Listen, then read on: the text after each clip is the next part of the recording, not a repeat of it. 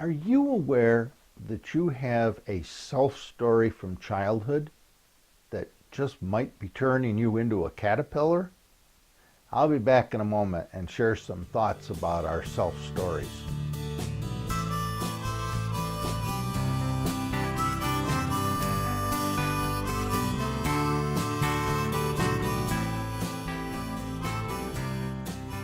Hi, I'm Dick Rauscher. It's not my fault. I had a terrible childhood. How often have we heard those words from people who have failed to achieve success and happiness in life? I have to wonder how life would change for them if they recognized that their sad life story was only a mythic self-story created in childhood. The childhood self-story they created so that childhood experience would make some sort of sense to them. The self-story they then unconsciously spent the rest of their lives assuming was true. It's a rare person who hasn't created or adopted a childhood life story, a myth that is now unconsciously controlling their life and creating a form of caterpillar unhappiness. Let's take a look at the mythic story for a moment of Adam and Eve. Our stories and myths do indeed have the power to control our lives. For example, the well-known myth of Adam and Eve in the Garden of Eden is a story about Eve eating an apple from the tree of life. Now, in this myth, God was very upset because the apple gave Adam and Eve the knowledge of good and evil. So God banished them from the innocence of the garden. Now, this is a myth about sin, heaven, hell, and the original fall or fallen nature of human beings. A myth that countless millions of people still believe represents literal truth even today. The number of people tortured and killed over the last 2,000 years by the religious institutions founded on this myth is way beyond estimation. The Garden of Eden is not a story about human sin. It's a story about the amazing birth of human consciousness. Once something has entered our human consciousness, it's all but impossible for us to go back to the innocence, in other words, the garden, that existed prior to the birth of the new awareness or the new consciousness. It is humanity's greatest and most powerful gift. You and I do not have to become a prisoner of our old myths. We can intentionally embrace a new understanding of who we are. We can intentionally evolve our human consciousness, our values, and our beliefs. Stated simply, we can intentionally change the way we think. We can evolve. Now, many of you will say, oh, I knew that. I knew that Adam and Eve's story was a myth. But what many of us fail to realize is the destructive power our unconscious myths from childhood have over our lives, especially when we literalize them and then turn them into truth.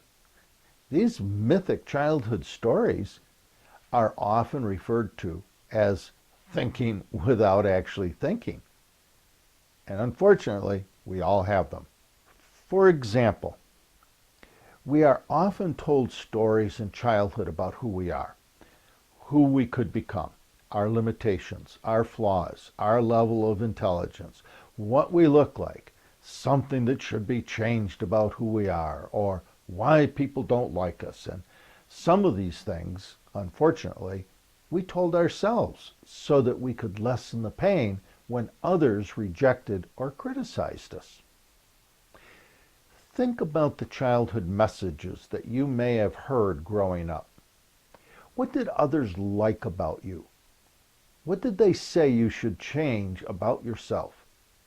Were you considered smart? Were you considered too loud? Irresponsible?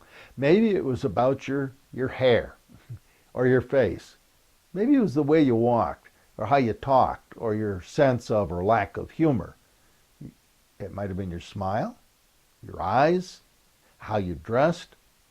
Maybe it was about your weight. Were you considered pretty?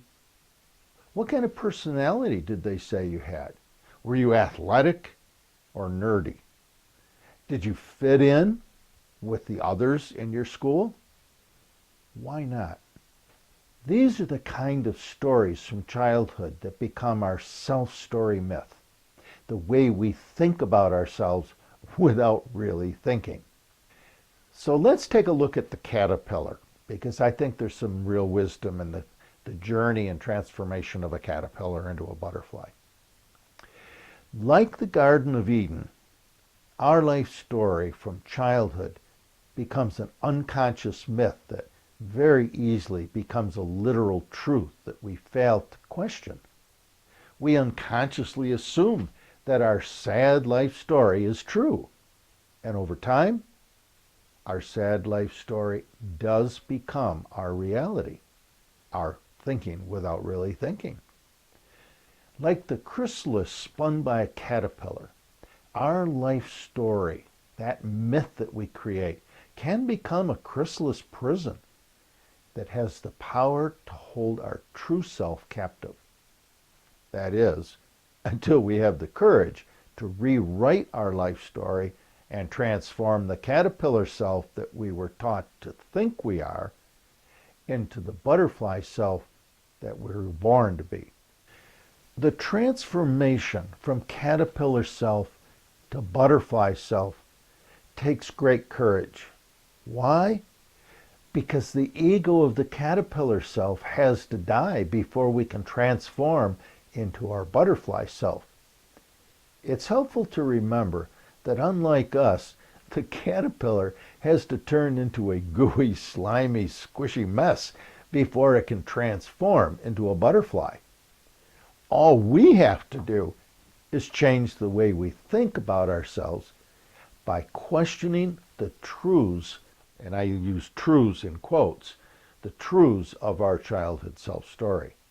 As long as we believe our childhood life story myth is true, our true self will forever remain a prisoner of that childhood story.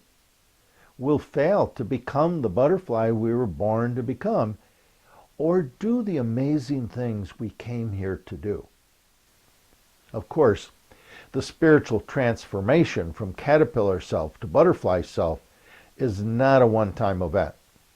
Like all true transformations, awakening to our true self is a birthing process that takes time, intentionality, and commitment to accomplish.